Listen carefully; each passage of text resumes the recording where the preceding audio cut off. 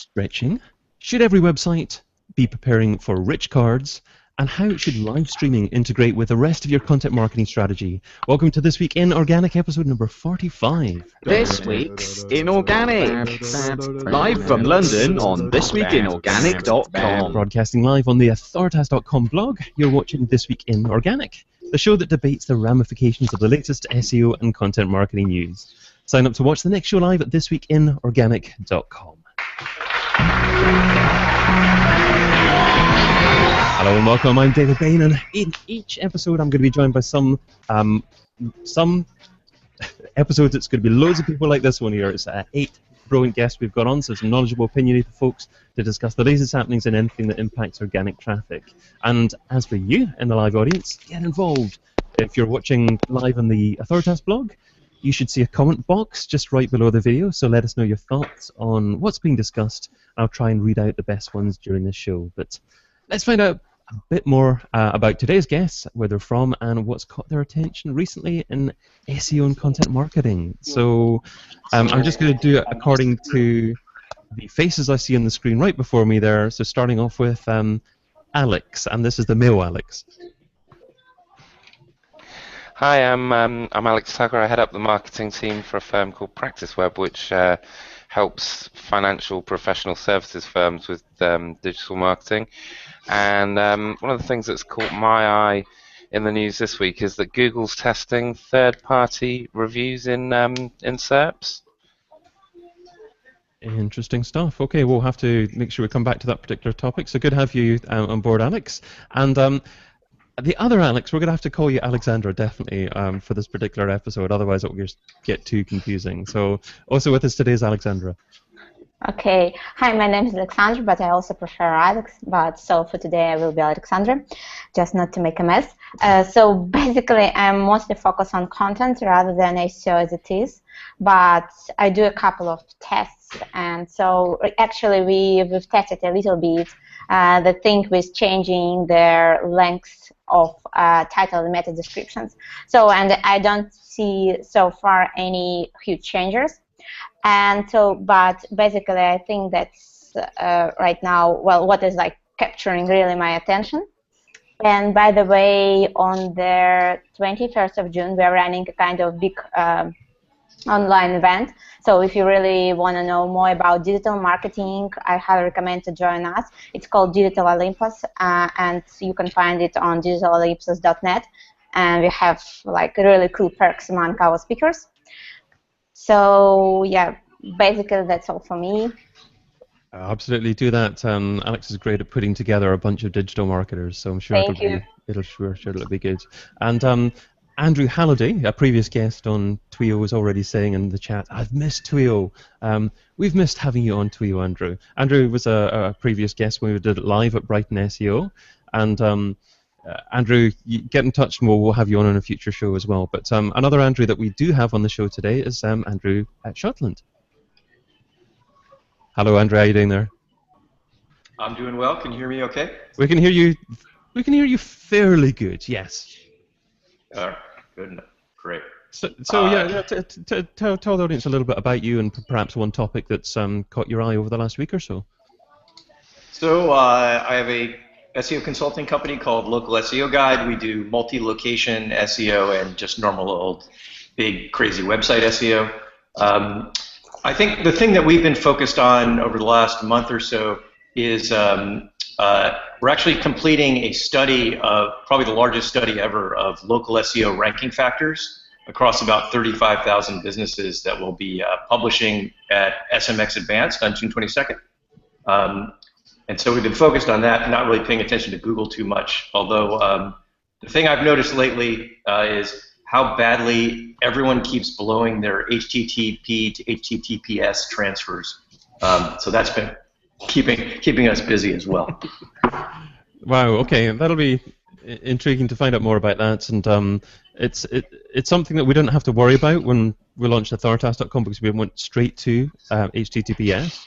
But right. Obviously, a lot of people want to keep their brand, and it can be challenging. So I'll be interested to hear your horror stories about that, certainly. But also with us today is Gianluca. Hi. Yes, well, I'm freelance consultant, SEO, and the founder of the Inbounder conference, which took place a couple of weeks ago here in Valencia. It was likely a big success. And I mean, it was funny because I was preparing my own talk for the Inbounder, and Google was, I mean, it was crazily launching new feature, making announcement, because there was the Google I/O.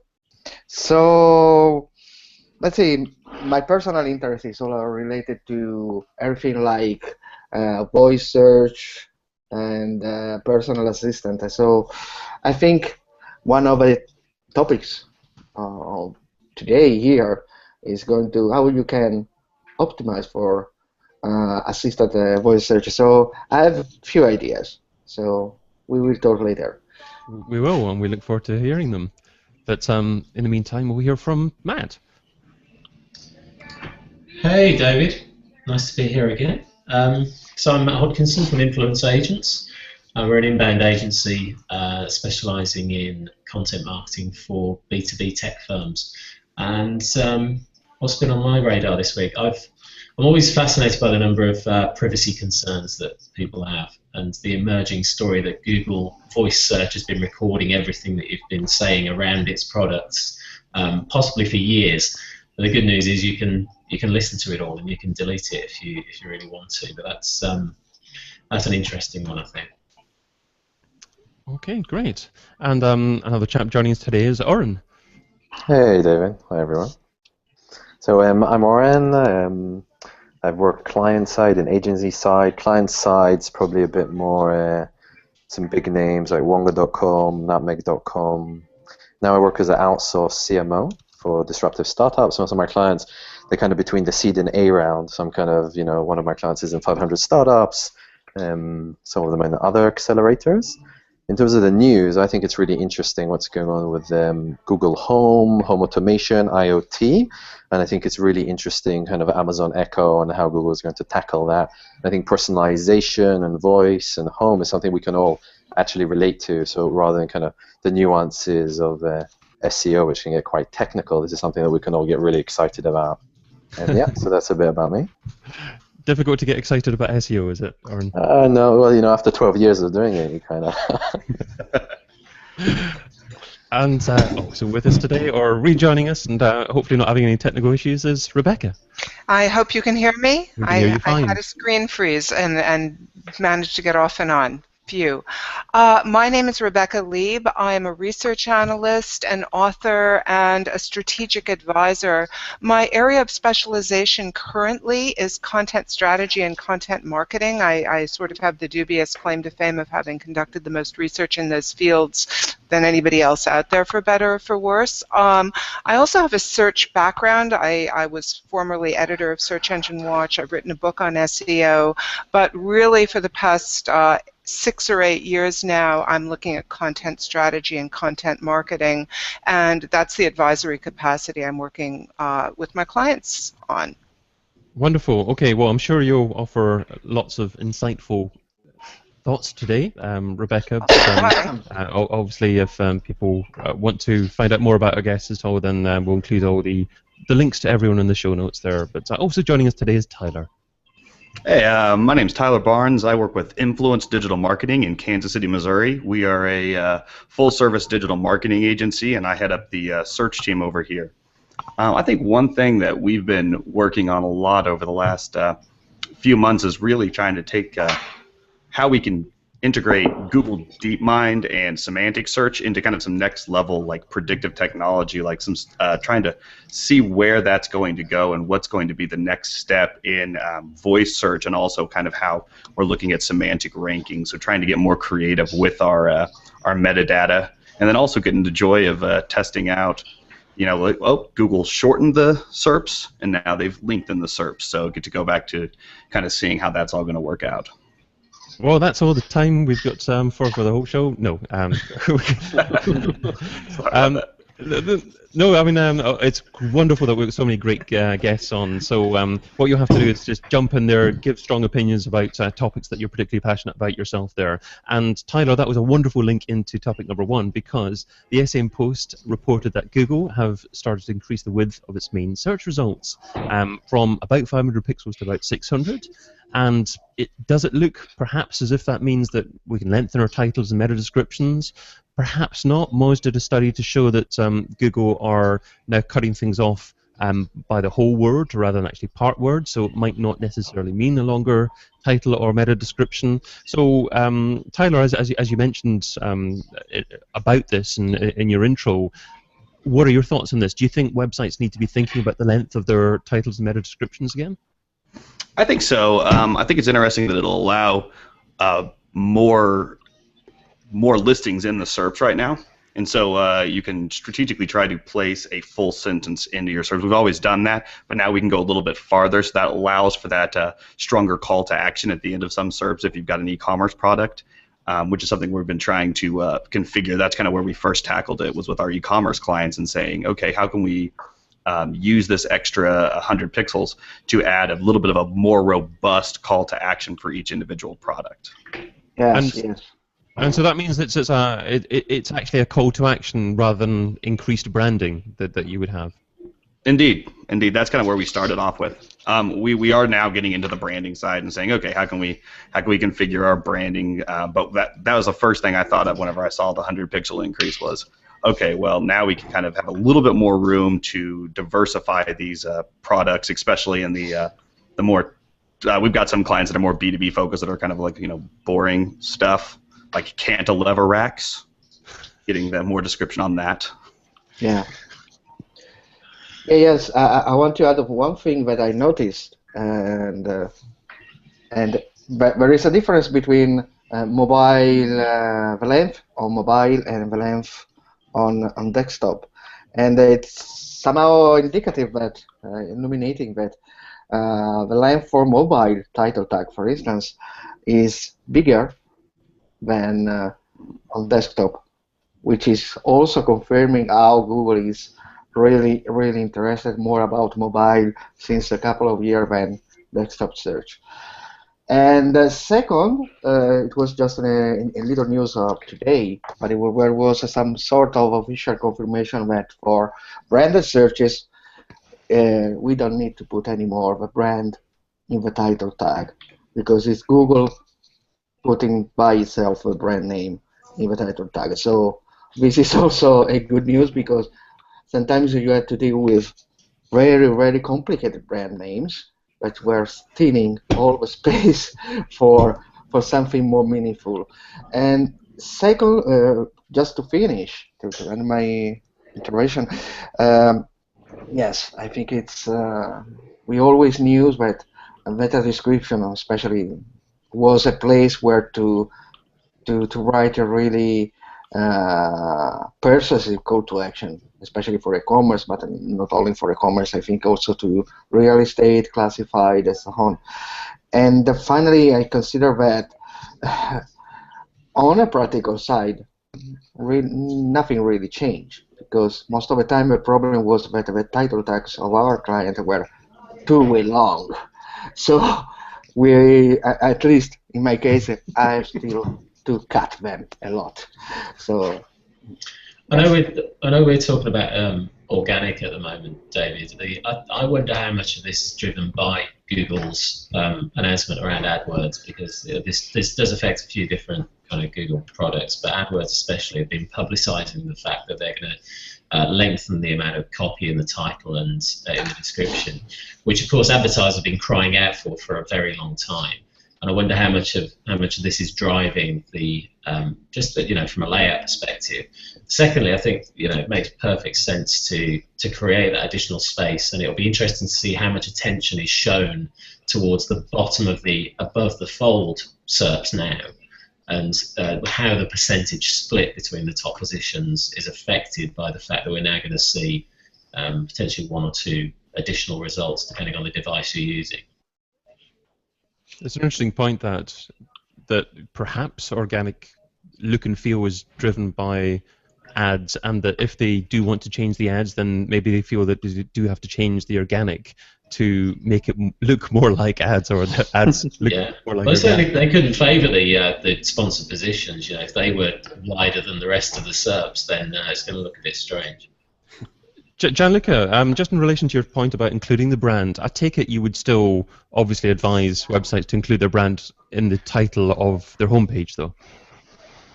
Well, sincerely, if the brand is really clear in the context of a homepage, if Google is putting the brand itself, maybe I can skip. Well, it would be something that we always need to test. But sincerely, if it's Google putting the name of a brand, because it's able to understand the brand as an entity from the homepage and the rest of the site and all the external signals, I think that we can save some space and don't ask our client to put the brand name in the title tag.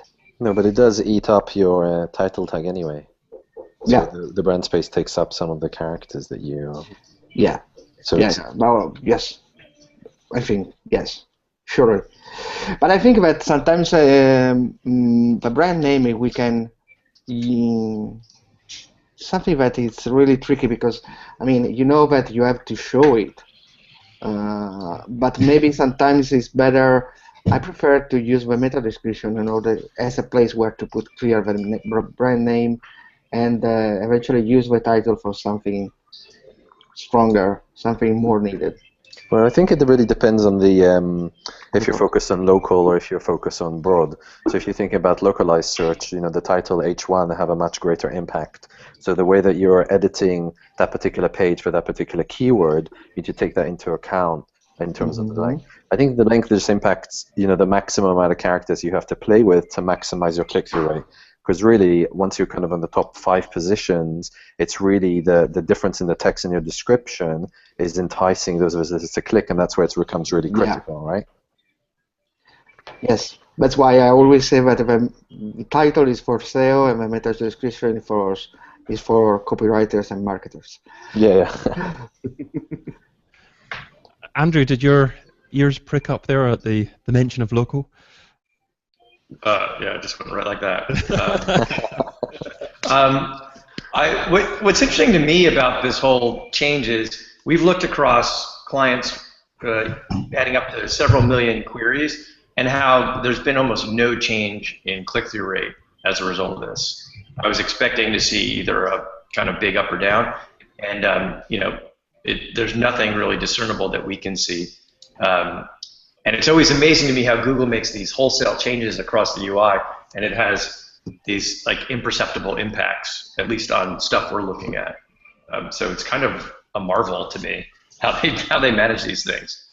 And they've gotten pretty good at disrupting whatever they're doing without creating huge disruptions, which they used to screw everything up when they do this stuff. So, any further comments on this at all, or should we move on to topic number 2? Okay, next topic is Google have introduced rich cards, so at least for some of the sites. So this is site markup code that allows some content to appear more visually in the SERPs. But is this only for, at the moment, I think, recipe sites and movie sites to be concerned about? Or is this something that is highly likely to be rolled out for other categories of sites? And do sites really need to be a bit more proactive now about including this kind of markup code within their sites? Andrew, yeah. So we work with a bunch of movie sites, so we're seeing it in real time working. So certainly if you're in those categories, it behooves you to implement this stuff. When it's going to roll out for these other categories, who knows, but the good news is that a lot of this is just standard schema type markup. There's some special things that you need to add, but they're not super complicated. So I don't know that I would drop everything to prioritize this, but if you already have schema implementation on your roadmap, like, couldn't hurt to add this extra stuff in. I think it's probably more pertinent for sites that the visual component is really significant for the conversion. So I think e-commerce websites, and obviously we see a lot of e-commerce going on Instagram, on Pinterest. So I think having those images can get you better traction and get you more traffic, I think, from the SERPs. Yeah, but I think it's gonna. I did a post on this on Search Engine Land about 2 months ago, just looking at how they were testing these local business cards, and I think to your point, what's going to drive businesses is to invest more heavily in image and content, because you can really control the SERPs in a crazy way with this stuff if it rolls out the way we think it's going to. Gianluca, what are your thoughts on the future look and feel of the SERP? Do you think that we're going to see many more images being incorporated there, and is that something that every category of business needs to be thoughtful on, or is it only going to be certain categories of businesses, like Oren said about like e-commerce, that it's going to be particularly relevant for? I think that if we look to the past of Google, let's say the look and feel, this combination of text and image was something that all the people that had to deal with Google News already knew. I mean, what was quite making me feel strange was seeing this kind of rich card and results for Wikipedia pages related to recipe or food related stuff, but it was Wikipedia, which was a little bit strange for me. And however, I consider that especially on mobile, everything is going to be like a card. Maybe in the next future, I'm not saying in the next few months, but maybe yes, in the coming future, in the middle term. And as to make a really futuristic hypothesis, I wouldn't also discard the opportunity, as we have now with our phones, to discard something, just swapping, I don't know, a message or a notification. Maybe we can start swapping search results if they are cards. So I don't know. I think that this can be a cardification. I don't know how to call it. It's going to be something that we are going to deal with, especially with mobile SERP. And as desktop searches tend to mimic the mobile one, I think we are going to see it also on mobile and on desktop. Sure, Google. I think that Google will start experimenting with the most obvious niches. So recipe was the most obvious, because when you see a search result, a search snippet for a recipe, you have to look to the final product in order to be sure that you are going to click the right recipe. For instance, if the paella recipe, I'm from Valencia, so if a paella recipe is the one from Valencia or is the one from Alicante, which are the only things they have in common is the rice. So you have to look at the photo in order to understand if you are going to waste or not a click. So that's why why Google started with recipes. But then obviously we are going to see for local, it's quite obvious too.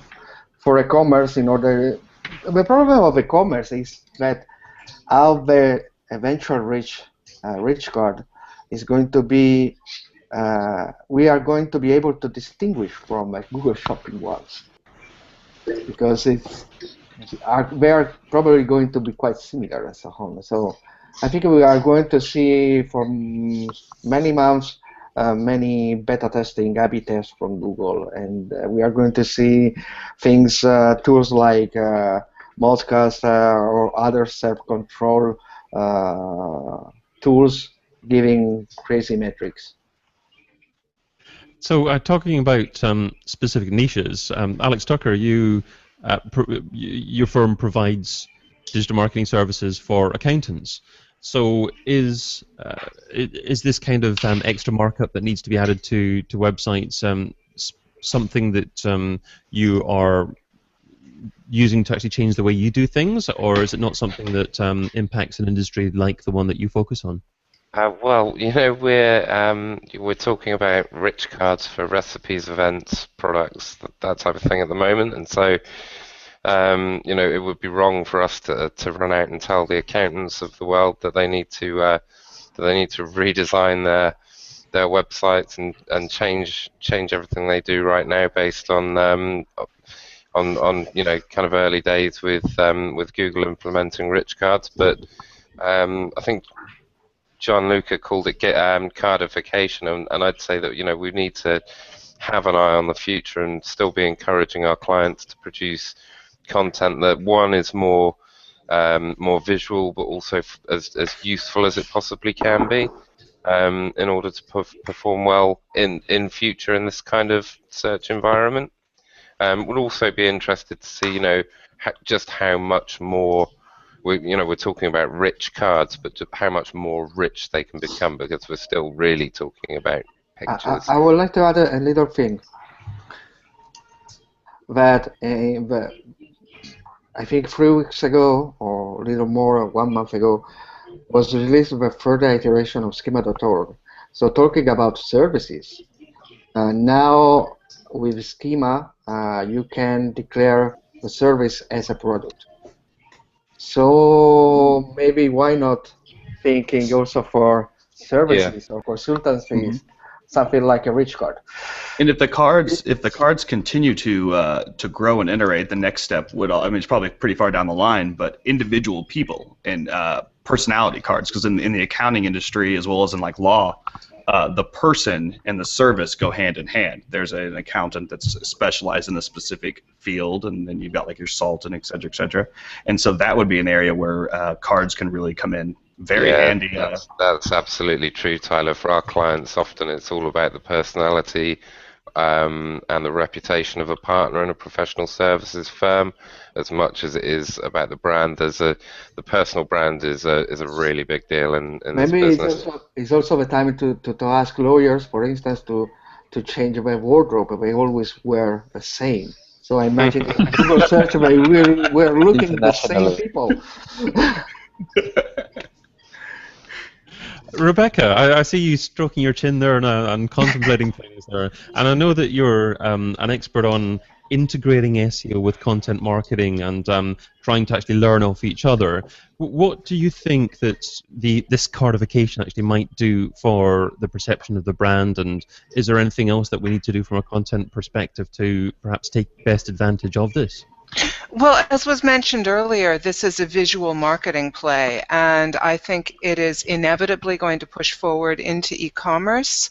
And I think we have to therefore look at what Google Shopping has been doing and requiring of merchants to display their wares, and also companies like Amazon. So there might be I don't want to use the word panic, but a sense of urgency in coming up with things like white backgrounds and other requirements for showing off product. And I wouldn't be surprised if this also became a commerce channel with a click-to-buy component to it. I would be interested in other people's reactions as well. Alexandra, what are your thoughts on this one? Do you think that we're seeing more of an integration of paid and organic here, and is what Rebecca is saying about click-to-buy meaning that we're going to see a further degradation of pure organic? Well, actually, I think here is just one thought about like schema as it is, because when I search in Google, like, well, I travel a lot, I search in UK, I search in US, whatever, I search in different places. What I see, there is still a lot of websites that are really poorly, not only optimized as it is, but they don't use schema, their titles, meta description, they're totally ugly. And I think there is just a really good spot for agencies to occupy this kind of a niche and just produce schema as a service. Because I was like looking at a lot of different digital marketing agencies' websites and their scope of services. And I wasn't like really I tried to capture the idea that some agencies, they're providing this as a, I don't know, like integrated services. So we're going to take your ugly website and we're going to update your click-through rates with the help of schema. Because I think right now, sometimes, well, when I think about like the future of SEO as it is, just like kind of a huge topic, I understand. But sometimes I think there is no need of SEO as it is, I mean, like as a service, because if you have a good developer that know how to implement schema, if you have a good digital marketing team that know how to use keywords and etc. and some other stuff on that side, then why you need SEO as it is if it's not like a really complex website? If it's like kind of, I don't know, like not a small one business, but not, for instance, like e-commerce is like a huge one. So we are talking about medium sites. So there is like really some particular niche that are not, let's say, covered fully by digital marketing agencies like Schema. So I think like all those kind of things, they are going to produce further services related to it, as it should go in that way. Okay, that's interesting. It's perhaps an opportunity for a niche digital marketing agency to set up, yeah. Okay, well, let's move on to the third topic, and that is Google have introduced Google Home and the Google Assistant. So both are services helping users to communicate more directly with its search engine. But will these services mean that users interact with search engines differently in the future? And if so, how do you SEO for voice search and this Google Assistant service? I think it was Gianluca that mentioned something about this in the introduction about SEOing for voice search. Do you think that SEO will have to change much, or will the existing practices ensure that your site is optimized quite well?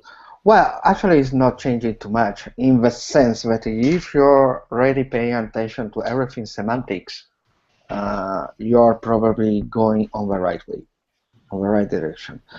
Because for when I was preparing my talk for Inbounder, I started focusing on what company was buying Google since 2012, something like this.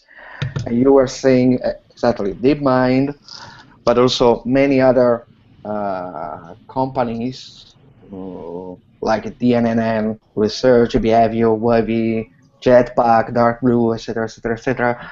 At the same time, I was seeing what kind of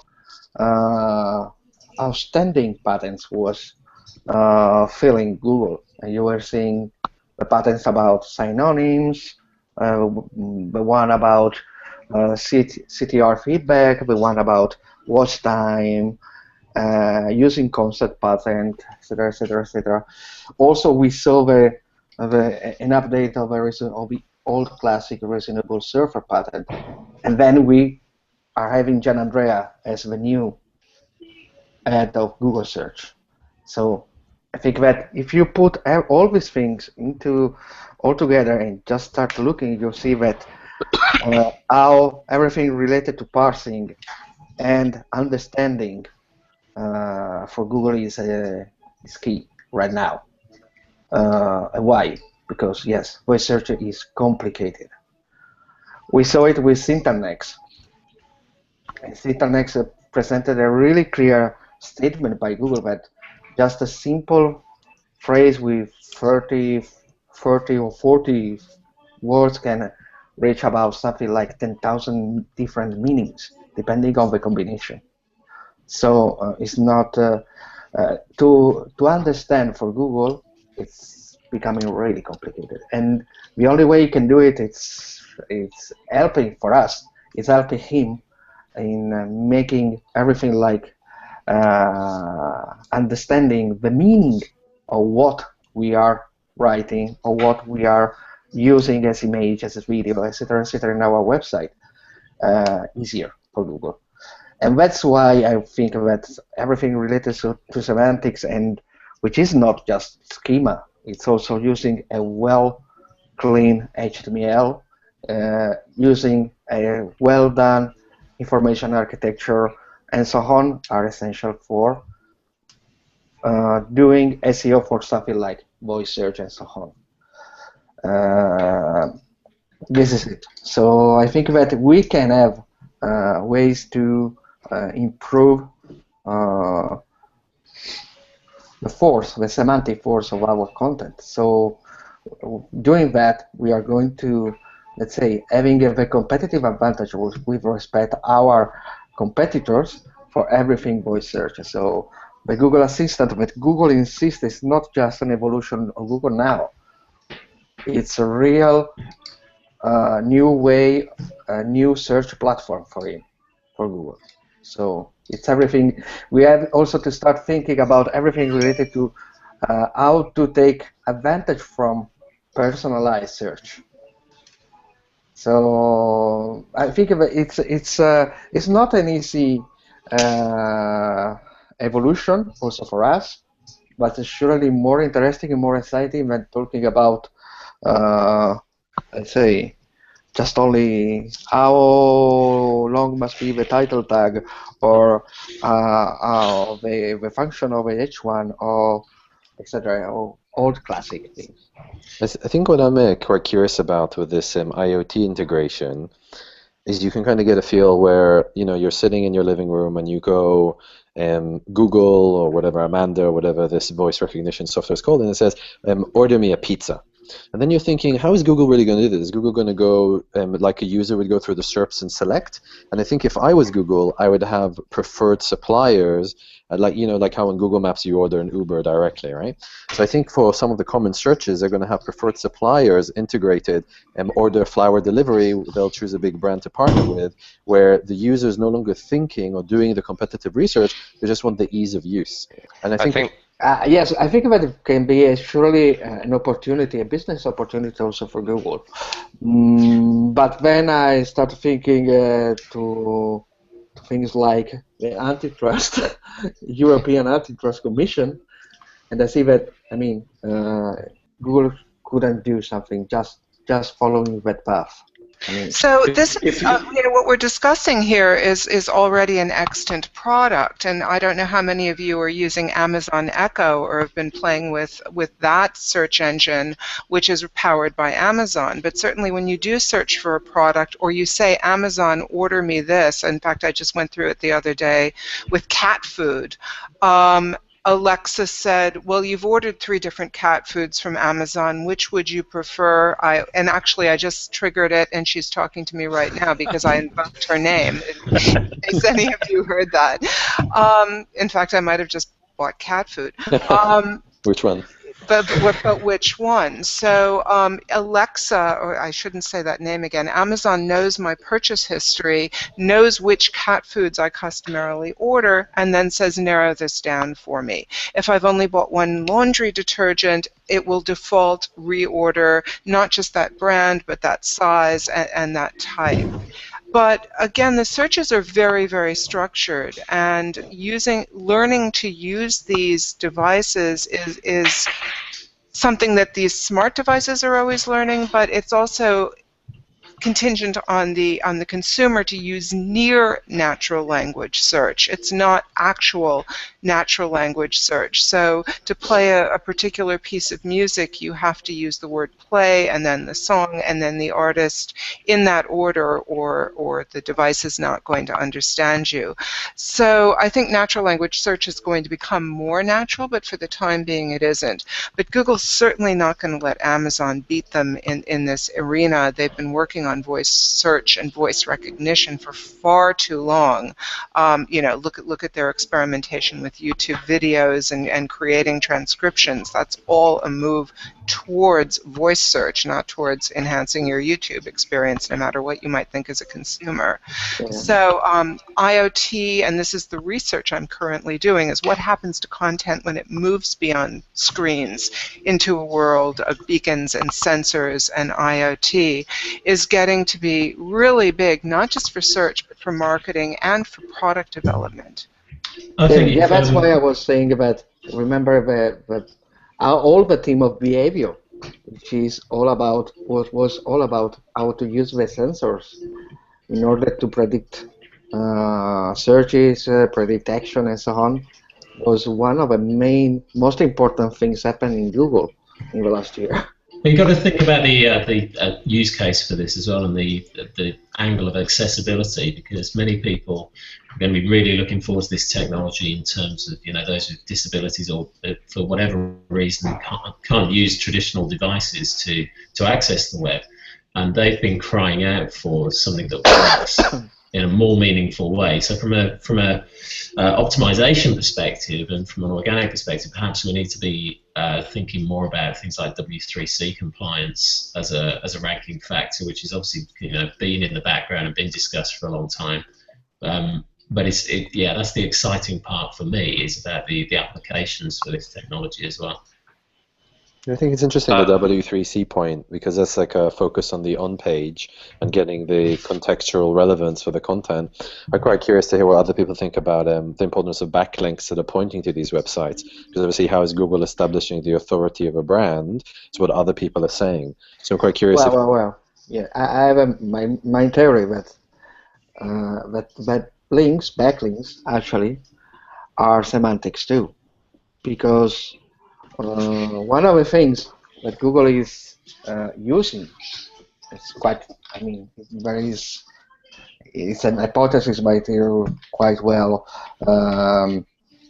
funded hypothesis, that Google is using what we call the name entities, which are all the things related to knowledge graph. So person, people, brands, etc., etc., etc. And what Google call in a series of patterns as the search entities. The search entities are the query themselves, the session of a query when the query is performed, the documents related to a query, the domain related to the documents answering to a query, and the links, the anchor text of a link. So I think that maybe, I mean, you have always to remember that the link graph is still there, so it's still having a power. But I also think... To John Luca's point, we're actually seeing some very real-world trouble with this stuff right now with business names, where these voice assistants don't understand the name you're asking for, and they give you some guy down the block instead of some guy that you really want to be found for. And we've been doing a lot of testing, both with trying to get like 100 people to ask Siri and say they get the wrong result, or do this kind of stuff with backlinking. And what we found is that overpowering the semantics on the site and through backlinks is what helps the most in terms of making sure, let's say, Siri understands I meant this business name, not that business name. And that's why Google also invented the rank brain, because you have to see, when I have to search in English with my mixed Spanish-Italian accent, Google is going crazy. Yeah. And does Siri say how sexy it is? No, Siri, if I simply say I don't understand you. As a too sexy, you're confusing me. On another point that was brought up a few minutes ago on food ordering, right now that exists. If you go into the rich card documentation, you can mark stuff up as you deliver food. You can put restaurant reservations markup in there. So Google's already kind of laid the groundwork for anybody to be eligible for that kind of stuff. Now, just to spend a couple of minutes actually on the last topic, which is moving away from SEO really, but obviously we know that content marketing and SEO are ugly sisters or twins or whatever you want to call them. But yesterday Mark Zuckerberg hosted a live streamed Q&A with astronauts on the International Space Station. So obviously that was a great PR coup for Facebook, but it also shows that live streaming is becoming very much in the mainstream now. So how does live streaming really integrate with a business's content marketing strategy, and indeed perhaps even with their SEO strategy, with driving an audience to a page where an event is actually going on? Can that impact SEO as well? And obviously, how does that integrate with existing strategies? So I'm interested to hear if anyone's actually working with clients or working in a business that is leveraging that at the moment. I can tell you my experience with live streaming during the Inbounder, the conference. For a series of things, we weren't able to do live streaming of all the event, even if we would love to do it. But we start doing some experiments with Facebook live streaming, and especially with Periscope. And surely I think that for things like events or live events or something similar, the live streaming surely is a great new format to use. So I think it's right now live streaming can be, depending on the niche, depending on your industry, can be another weapon you can use as a content format in order to amplify or repurpose things. I think, David, as you know, we've been playing with Periscope, especially for over a year now. Since about week one, certainly in a B2B perspective, but also you see so many people, just from a personal passion perspective. I saw it very early on as just a new blogging platform. And I think that just goes for live streaming as a format. It is nothing new. It's been around for a very long time. Predates Periscope for sure by a very long way. I think that the technology has just become more accessible thanks to the advent of 4G, broadband speeds, and smart devices. But from a content perspective, let's not forget live streaming is content in and of itself. It's a great way to create content, as we saw with Zuck's interview yesterday. Interviews are a fantastic way to create content from scratch. And as we know, when we start with video, we've got so many options when it comes to repurposing in terms of transcription, in terms of audio extraction, and all sorts of other things that we can do with that. And Gianluca is right. I mean, from a reach perspective, for that in-the-moment promotion as well, we can be driving people to other offers, other web properties, other digital assets, and increasing your reach in that perspective. So it's it's that kind of in-the-moment promotion that many marketers demand. But as ever, it's going to be about how you position that and how you promote it in a kind of non-salesy way. Well, live streaming is really a tactic. It's not a strategy. I would argue that we are all here live streaming right now, right this second. Live streaming is a bit of a neologism for, excellent point, something that's been around for a long, long time. In fact, there's a content conference in New York I'm unable to attend today. They're live streaming it. I'm going to dip in and out of it. But I think it's very important that marketers understand that there's a big difference between tentpole events like speaking to astronauts in outer space or a Super Bowl or an Oscars ceremony, and live streaming for the sake of live streaming and hoping that your audience, whoever and wherever they are, is going to drop whatever they're doing to pay attention to that live stream in the moment. If you're Apple announcing a new product, they absolutely will. But if it's just a routine, thought leadership kind of interview with an executive, probably best to, if you are going to live stream it, then archive that stream, make a transcript of it, make it searchable, make it findable, and make it archivable. So live streaming at the end of the day is something that has to fit into a strategy and into audience and channel research, not something that's retrofitted or bolted onto an excellent content program because it's there and because you can. I think Rebecca makes some really compelling points around the content strategy and how most businesses are really going to utilize them.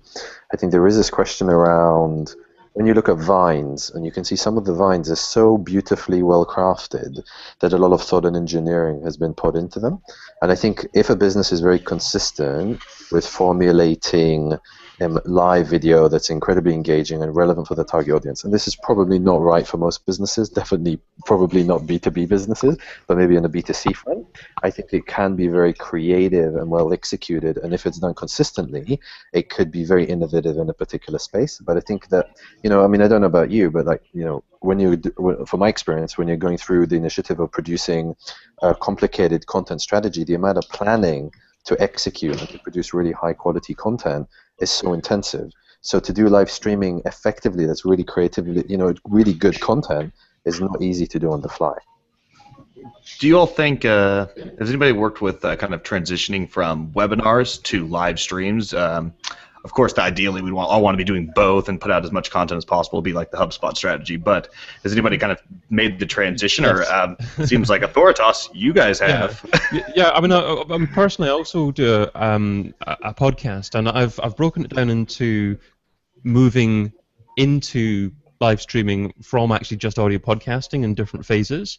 And I started off actually just audio podcasting, and then moved to do pre-recorded video using Hangouts, but not actually broadcasting the video to anyone at all. So I did have the option of editing, and then after that doing a live stream after that. So I think that stepped process makes you more comfortable with the medium, makes you comfortable with mistakes that happen, or knowing what's happening in terms of webcams and audio, and it depends on your personality, but by and large, when you're doing it live, you should be trying to focus on the content and not the technology.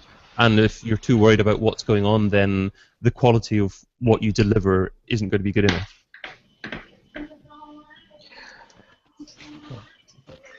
Actually, I think, like, talking about live streaming webinars, because I was involved in that process a lot as well, I think there is like a huge difference between webinars as it is as a classical one, because it's not so personalized, and especially companies that use platforms like GoToWebinar, that's, well, let's say, totally crashing engagement, because they're really, let's say, that's really hard to capture an attention of a user in GoToWebinar. So engagement rates, in a lot of cases, they're tiny and they're really small.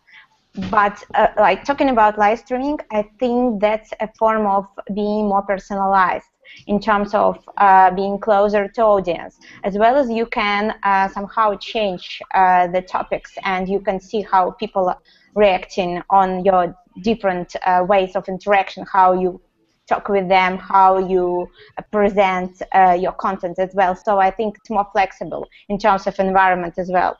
And I really love the idea of Periscope as it is, because it gives you ability to show what's going on other side of a planet, which is fantastic. And I love this opportunity being here in Europe. I can see what's going on in US, and I can be somehow involved in these events as well.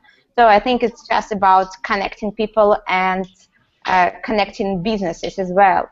But at the very end, it all depends on the final goals, what you want, more branding, leads, sales. So everything should be connected to your final goals.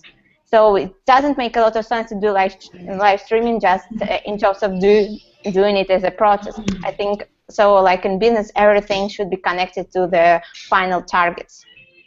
A lot of good thoughts there about live streaming. I was thinking that a bunch of majority of SEOs might have not a strong opinion about it, but I think it's been great today. It kind of depends on your personality as well. I think someone like Matt, if you look at Matt's Periscopes, Matt's great at engaging with people in the comments, and I don't feel as comfortable as him at doing something like that. I like interacting with people and having someone else on the call with me, but I feel that I struggle a bit more with that one-to-many medium, so perhaps it's just about your personality and what you're naturally good at as well. I think that is logistically difficult, though, at least to interact with people as you're going. I think some of the more successful broadcasters on live stream at the moment have somebody effectively moderating that. They're operating behind the screen. So you've got this kind of cameraman mentality coming to live streaming now, and it is a two-man job. And I know a lot of people who are doing this on Facebook. Rebecca mentioned about the kind of tactical aspect of this. One of the best tactics I've seen recently from brands is that they're using Facebook live stream to engage a large audience based on a topic. It's all contextual around their kind of core theme. But then, of course, anybody who watches that video can be retargeted. And again, it's not organic, but from a tactical marketing perspective, that's incredibly valuable to businesses that don't have the organic reach that they really should at this stage in their kind of business life. Well, I reckon that just about takes us up to the end of this week's show, so maybe just about time for a single takeaway and some sharing of find out more details. So if everyone can maybe think of one thing that has been discussed today that the listener or the viewer needs to just think about a bit more and perhaps implement within their businesses, and then just leave us with your contact details, that would be great. So shall we start off same direction with Alex Tucker? Yeah, thanks for having me. So the thing that I think I've really taken away for our clients is that I'm going to have a good think about how we can use services in.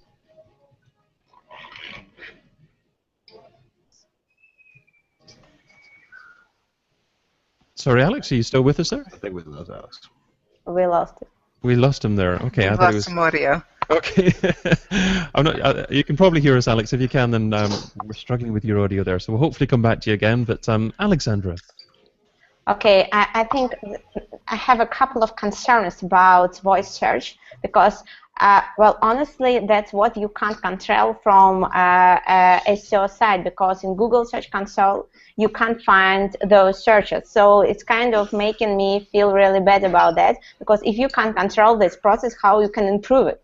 So that's my main question, because normally when you do something, you can just track the results, think over it, analyze one more time, and just improve it. But what is the improvement of this process? Because yes, you can, like Andrew shared, ask different people to search it and just to search your voice and check it, but it's really troubleshooting. So you just need to do it over and over, and it's hard. So I think there is just, so talking about voice search, there should be some kind of a tools that allow you to track it. So, and that's what I'm really waiting for before just doing something about that. Just making sense. Okay, okay. Oh, there was some discussion, I believe I read somewhere about voice stats potentially being available in somewhere like Search Console, but yeah. That's cool. And but also with us today was Andrew. So yeah, Andrew, thanks for joining us there. Do you want to just leave us with some final thoughts and your contact details? This Andrew? Andrew, yeah.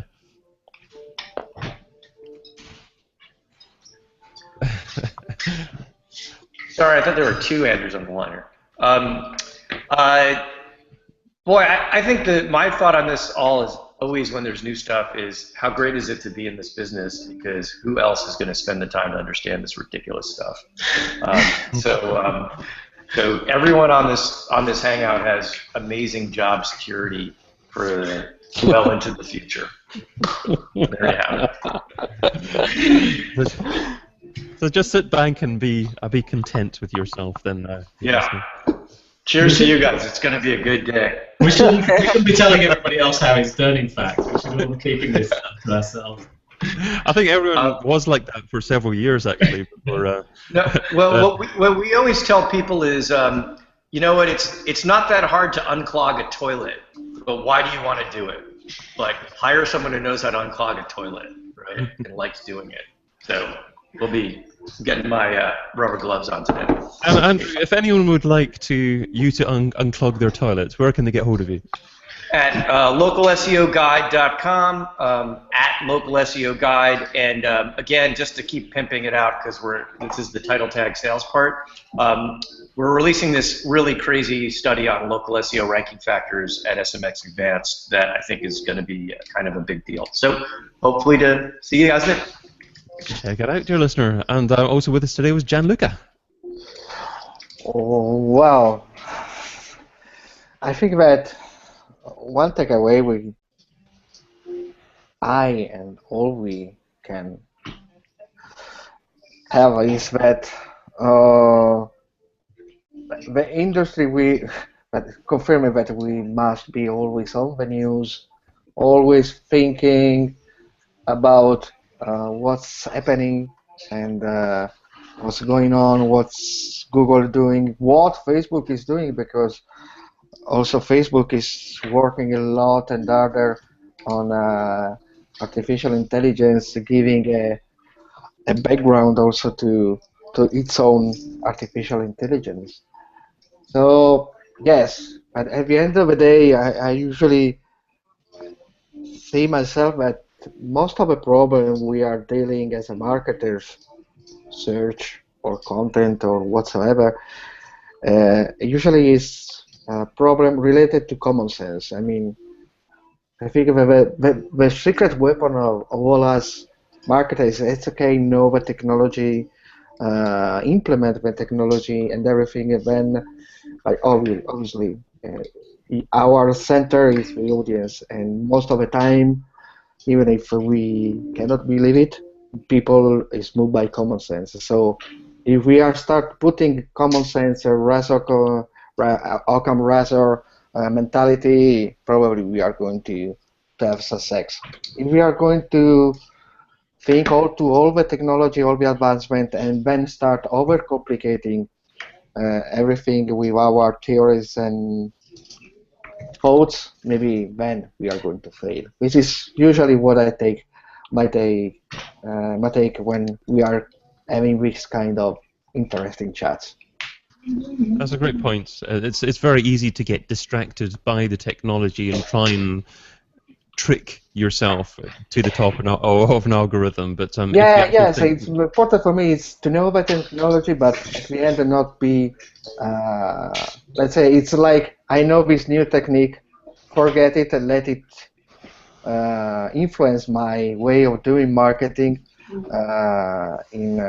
as it was in the background, not like a only focus. Because if we start only focus, for instance, I'm a really big fan of semantics. When maybe we are going to forget and not pay attention to other things that are still really important. For instance, link building. Gianluca, where's the best website that people can find out more about you? Well, sincerely, maybe it's following me on Twitter. Okay. Because lately, I really have not so much opportunities to time to write and post or in blogs or other sites. So maybe following me on Twitter, engage with me on Twitter. I like to have a good conversation there. And GFRLE1 is my handle on Twitter. So wonderful. Okay, I'll make sure I include that in the show notes on the Authoritas blog as well. And also with us today was Matt. Thanks for having me.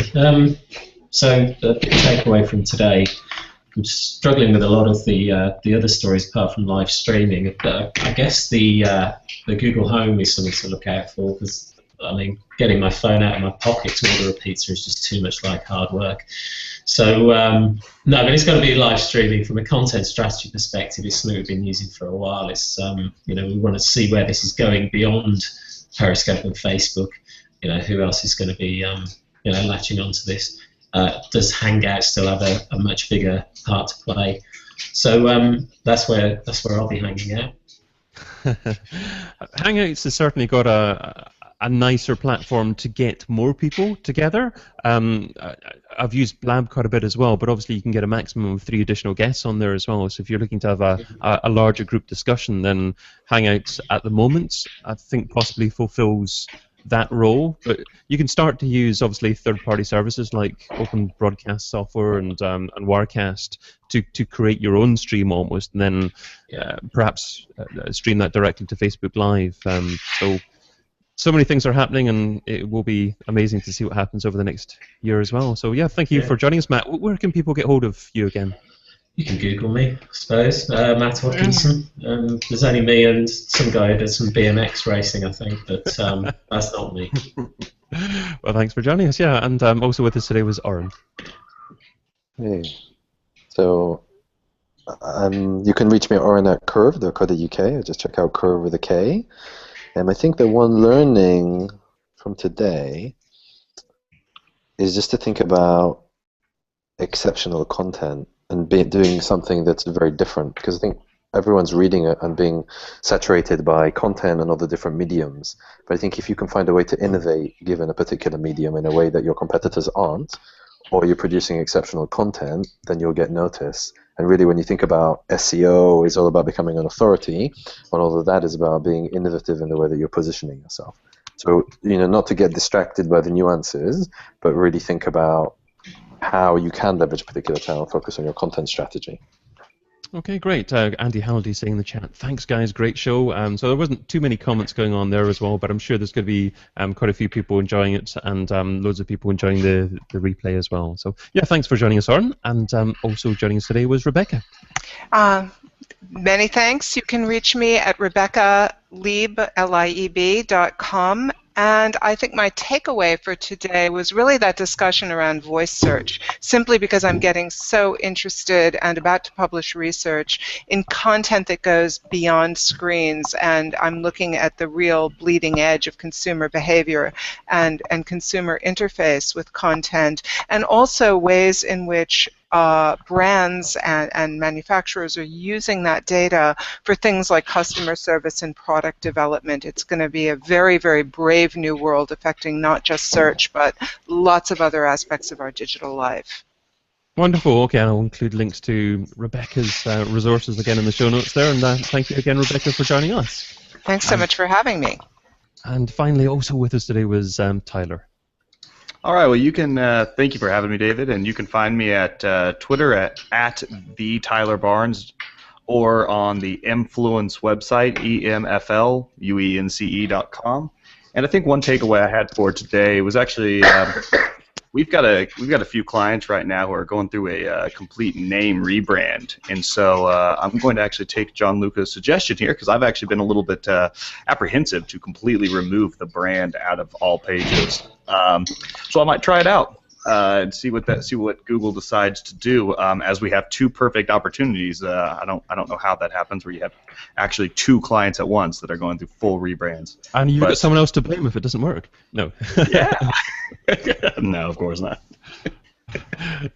Great. Okay. Well, Influence and the Tyler brand, the Tyler Barnes, absolutely, on Twitter.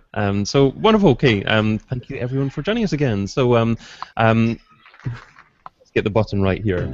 I'm David Bain, so head of growth at Authoritas, the data science-driven SEO and content marketing platform for agencies and enterprises. So you can sign up for a demo of our platform over at authoritas.com.